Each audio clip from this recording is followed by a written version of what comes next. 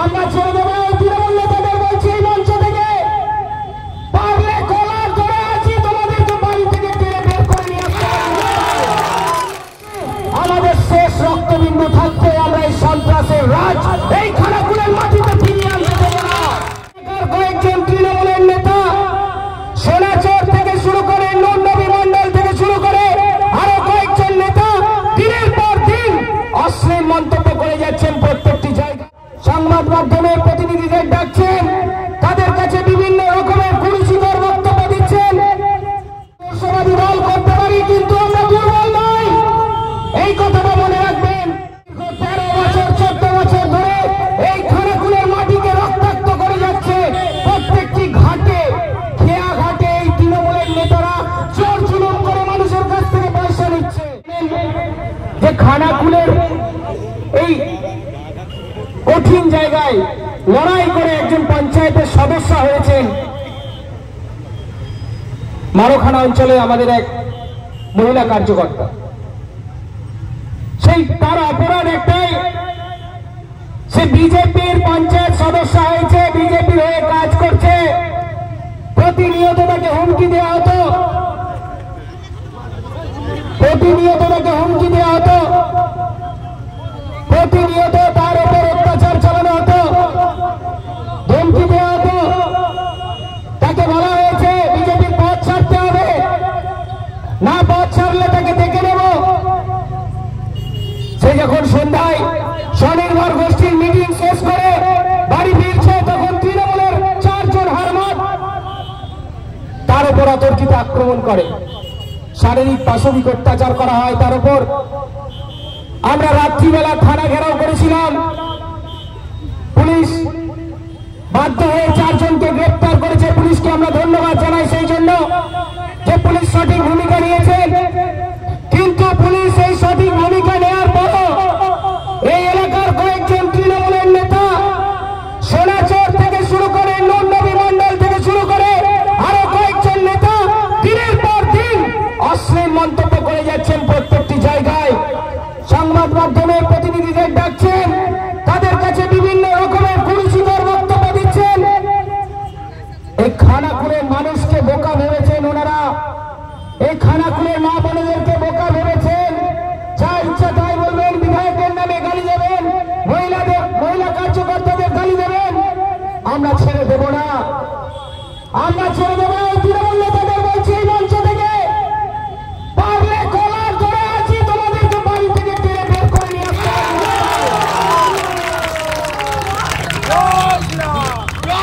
আমরা আদর্শবাদী দল করতে পারি কিন্তু আমরা দুর্বল নই, এই কথাটা মনে রাখবেন। যদি আমাদেরকে দুর্বল ভাবেন তাহলে খুব ভুল করছেন, মূর্খের স্বর্গে বাস করছেন। তাই বলছি ভালো ভালো শুধরে যান। পুলিশকে ছুটে জগন্নাথ বানিয়ে ভেবেছেন খানাকুলে আবার সন্ত্রাসের রাজত্ব কায়েম করবেন। আমরা বলছি আমাদের শেষ রক্তবিন্দু থাকতে আমরা এই সন্ত্রাসের রাজ এই খানাকুলের মাটিতে ফিরিয়ে আনতে দেব না।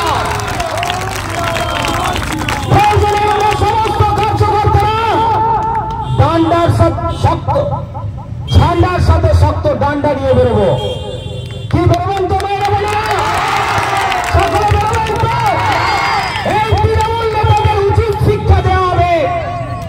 দীর্ঘ 13 বছর 14 বছর ধরে এই খানাকুলের মাটিকে রক্তাক্ত করে যাচ্ছে। প্রত্যেকটি ঘাটে খেয়া ঘাটে এই তৃণমূলের নেতারা চোর জুলুম করে মানুষের কাছ থেকে পয়সা নিচ্ছে। আমাদের খানাকুল 2 নম্বর পঞ্চায়েত সমিতি থেকে মানুষের জন্য ফ্রি করা সত্ত্বেও ওই চোর তৃণমূলের নেতারা প্রত্যেক দিন জুলুমবাজি করে টাকা তুলছে। পুলিশকে বলা সত্ত্বেও পুলিশ সাথে কাঁচের চুরি করে নিয়েছে, করছে না, দেখতে পাচ্ছে না। আসলে ওই ভাগের টাকা যাচ্ছে সেখানে মনে হয়, কিন্তু এটা কেন হবে? কেন হবে? পঞ্চায়েত সমিতি ঘাটের ডাক দিয়েছে, টেন্ডার করেছে, ভোট ঝুলিয়ে দিয়েছে, তৃণমূলের নেতারা ছিঁড়ে ফেলে দিয়েছে। পুলিশ দেখতে পায় না এগুলো। আজকেই যে আমরা প্রতিবাদ করছি, দেখবেন আমাদের নামে কেস দিচ্ছে। দেখুন, 1টা 2টো 10টা যত পারলে কেস দেবেন। পুলিশকে বলছি যত কেস দেন, যত কেস দেবেন আমরা তত আরো ফলে ফুলে শস্য শ্যামলা হবো।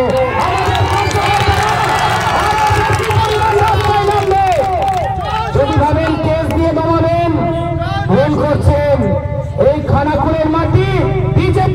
রক্ত ঘাঁটি, এটা মনে রাখবেন। দিনের পর দিন অত্যাচার করবেন, মানুষের কাছ থেকে চোর চুরন করবেন।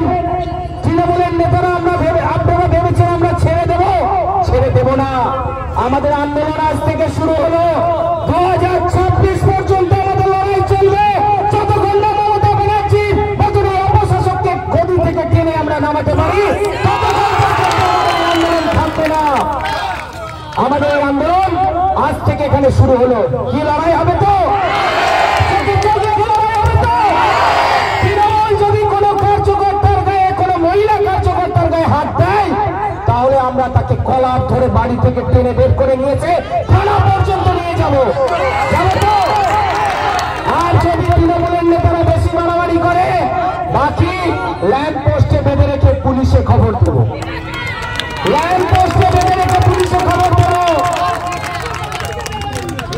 তৃণমূল ভেবেছে যা ইচ্ছা তাই করবো, মগের মুল্লুক করবো, অত্যাচার করব, আর দিনের পর দিন মা বোনেদেরকে বোকা বানিয়ে লক্ষ্মীর ভান্ডার 500 টাকা হাতে দিয়ে আর গোটা রাজ্য জুড়ে নৈরাজ্য চালিয়ে যাব। আমরা দেখেছি আর্জিকর হত্যাকাণ্ড, একটা ছোট্ট মন্ত্রী